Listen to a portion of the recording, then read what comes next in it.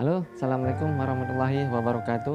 Hari ini spesial, saya menjawab pertanyaan dari sahabat saya yang bernama Bang Subekti Hikmanto. Dan beliau bertanya, bagaimana sih tip-tip buat supaya perut jangan sampai buncit. Nah, ini pertanyaan awam ya, banyak sekali pertanyaan-pertanyaan seperti ini. Tapi hari ini saya jawab pertanyaan Abang Subekti. Bagaimana tipsnya? Nanti mungkin teman-teman yang lain juga bisa mengikuti atau cara saya, pengalaman saya selama ini di dunia kebugaran seperti apa. Bagaimana sih tipsnya?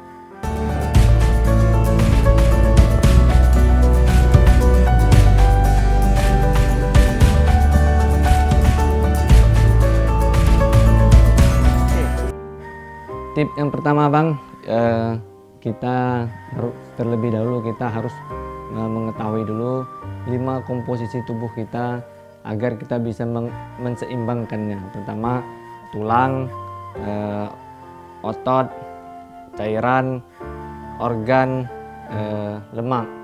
Nah, 5 komposisi tubuh ini harus kita jaga kestabilannya. Nah, ketika kita mengetahui komposisi tubuh kita dan kita bisa menjaga kestabilannya. Pertama, Bang Subekti dan teman-teman lain perlu ketahui ketika kita mengetahui komposisi tubuh kita, 5 komposisi tubuh kita yang harus kita stabilkan. Kedua, kita harus mengetahui dulu sumber energi dalam tubuh kita.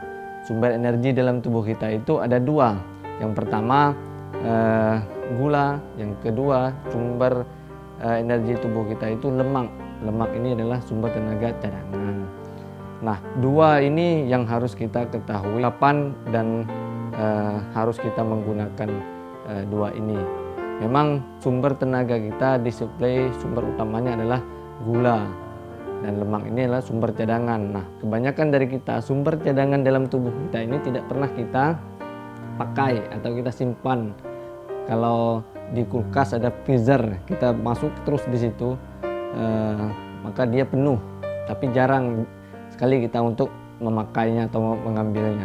Nah, tubuh kita itu seperti itu. 2 sumber energi inilah yang menyuplai tubuh kita.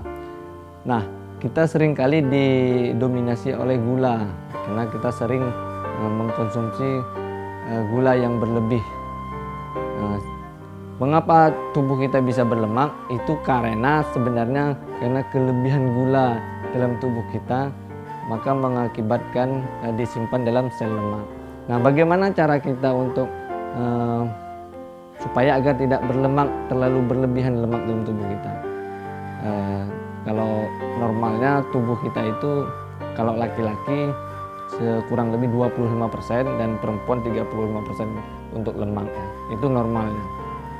Nah, bagaimana supaya kita tidak berlebih dalam berlemak atau lemak tubuh kita? Pertama, memang kita harus menjaga makanan kita. Itu banyak metodenya, diet.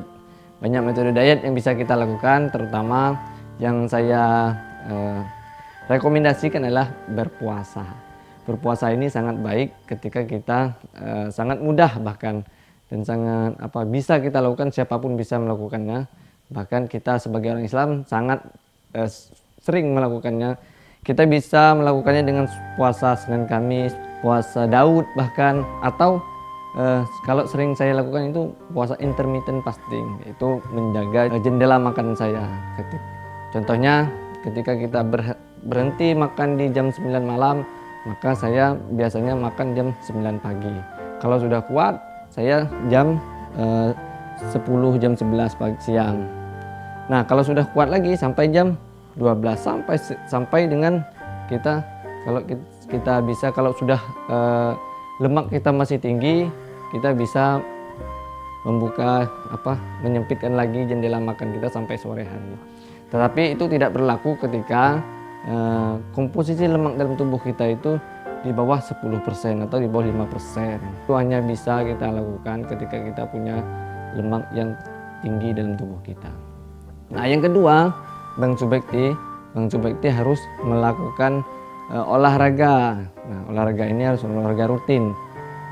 Olahraga itu seperti apa sih olahraga kebugaran itu? Olahraga kebugaran itu ada dua, yaitu latihan beban atau latihan pengencangan otot.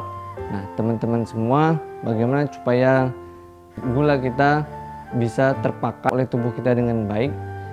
Maka kita harus membesar tangki gula yang ada di dalam tubuh kita. Nah, otot kita ini adalah tangki gula. Dia membutuhkan gula dalam tubuh kita. Otot kita itu membutuhkan gula. Nah, ketika kita komposisi otot kita semakin banyak atau semakin kapasitasnya makin besar, maka kebutuhan gula untuk masuk dalam tubuh kita itu sangat besar. Maka teman-teman harus melatih ototnya ya, seperti push up, sit up, squat. Nah, apa sih ukuran dari latihan otot rangka itu? Ukurannya adalah bukan keringat ya, tapi stres daripada otot yang kita latih. Misal kita push up satu hari itu 20 kali atau 30 kali, kita merasakan sakit di ototnya, maka disitulah terjadi stres otot yang kita rasakan. Nah, disitulah ukuran latihan beban itu sendiri. Rasa sakit itu karena kita melakukan kegiatan angkat beban itu sendiri. Dia stres, dia butuh protein yang harus kita masukkan ke tubuh kita supaya recovery dalam tubuh kita itu cepat. Nah, komposisi otot kita akan bertambah ketika kita kasih beban, nanti dia akan bertambah kapasitasnya. Nah, ketika kita punya kapasitas otot yang baik, maka kita bisa memasukkan gula dalam tubuh kita secukupnya ya, jangan terlalu banyak juga. Nah, olahraga kedua adalah olahraga kardio. Nah, olahraga kardio ini sangat populer di kalangan kita. Bahkan kalau kita ditanya olahraga apa, pasti kita jawab pasti semuanya di tataran kardio. Olahraga permainan masuk ke kardio. Tak jarang orang mengenal olahraga kebugaran dan bahkan orang banyak yang takut juga olahraga kebugaran karena orang takut akan otot. Sebenarnya otot itu sulit banget kita raih. Dia perlu proses, dia perlu kerja keras untuk mencari otot-otot yang untuk mempunyai otot yang baik. Tetapi olahraga kardio ini baik adanya ketika kita punya destinasi. Kalau kita punya destinasi untuk kebugaran, Mas, ini sangat baik ketika kita melakukannya setelah latihan beban. Latihan beban ini, latihan beban atau latihan otot rangka kita sebenarnya itu adalah sangat efektif dan sangat cepat dalam waktu yang singkat membakar gula dalam tubuh kita. Nah, ketika gula dalam tubuh kita sudah turun, maka kita akan masuk ke zona pembakaran lemak. Nah, zona pembakaran lemak inilah yang kita butuhkan dalam olahraga kardio. Nah, kardio kita lakukan untuk zona pembakaran lemak, tapi syaratnya harus jangan sampai ngos-ngosan ya, karena akan terjadi katabolik, jadi memecah otot dalam tubuh kita untuk kasih tenaga. Nah, itu tidak kita inginkan. Maka jangan sampai ngos-ngosan dalam kardio ya. Kalau untuk tujuannya ke kebugaran atau fat burning itu sendiri. Nah, ketika kita sudah melakukan hal itu, maka insya Allah kita akan selalu terjaga dalam komposisi tubuh kita itu sendiri.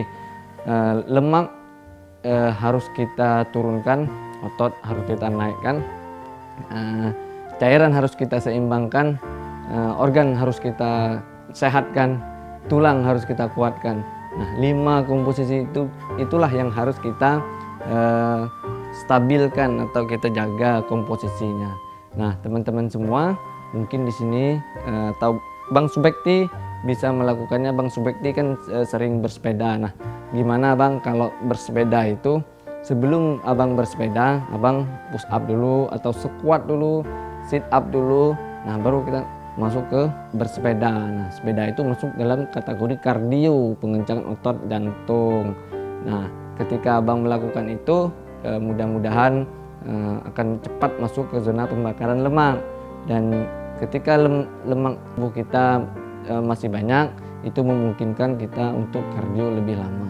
Tapi ketika kita tidak punya lemak yang cukup tinggi atau lemak yang cukup banyak, maka tidak terlalu disarankan untuk kardio yang intensitasnya waktu yang panjang, karena tubuh kita akan memecahkan otot untuk mengasih tenaga kepada tubuh kita.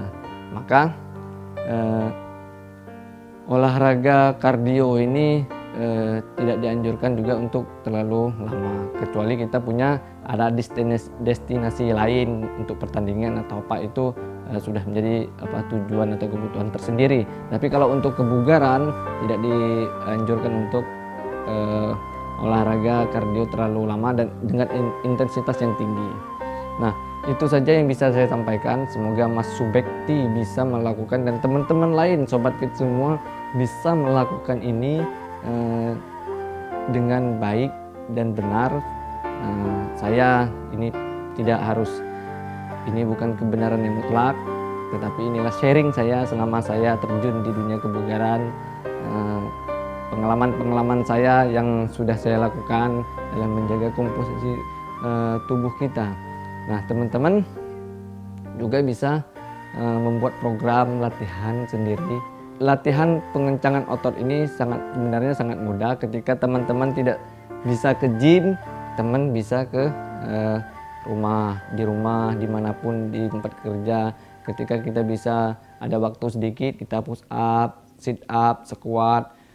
Nah, tapi untuk lebih detailnya nanti untuk latihan beban atau latihan pengencangan otot rangka itu ada tersendiri, bisa teman-teman saksikan nanti. Insyaallah mudah-mudahan membuat program-program latihan pengencangan otot dengan baik dan tertata, karena latihan otot rangka ini dia terbagi beberapa otot. Otot besar pun ada 4, dada, bahu, kaki, dan punggung. Itu 4 otot besar kita yang harus kita latih minimal seminggu bisa 1 kali gitu. Nah, teman-teman semua bisa melakukan olahraga pengencangan otot rangka di rumah. Kalau tidak sempat ke gym atau fitness, kita bisa melakukannya di rumah dengan push up ya, dengan sit up, dengan squat tentunya. Apapun kita bisa melakukannya kalau kita ada kemauan. Nah, teman-teman, belum saya menutup sharing ini, saya ingin menganjurkan 2 hal, yaitu berpuasa. Kalau kita masih punya lemak yang tinggi, berpuasa sangat baik untuk menurunkan kadar lemak kita. Yang kedua, kombinasi dengan latihan beban untuk menjaga komposisi tubuh kita. Tubuh kita ini dijaga oleh otot kita, otot rangka kita, dia menjaga tubuh kita supaya tubuh kita kuat. Maka jangan sampai kita meninggalkan hal itu karena kita acuh. Kita bisa menjadi lebih bugar, lebih sehat, lebih fit dengan metode-metode yang ada di luar sana, dan bahkan mungkin banyak sekali metodenya. Semua itu baik adanya esensinya, tapi jangan sampai kehilangan. Kita esensinya sehat supaya badan kita terus fit. Bagaimana caranya itu tergantung kita melakukan cara-cara itu sendiri. Itu saja yang bisa saya sampaikan, Mas Bekti. Nanti bisa kita sharing-sharing lagi sharing-sharing lagi. Kalau ada pertanyaan lagi saya komen atau via WA aja boleh. Kalau saya bisa jawab, saya jawab. Kalau tidak bisa saya jawab, saya pelajari dulu. Sampai di sini, semoga bermanfaat. Assalamualaikum warahmatullahi wabarakatuh.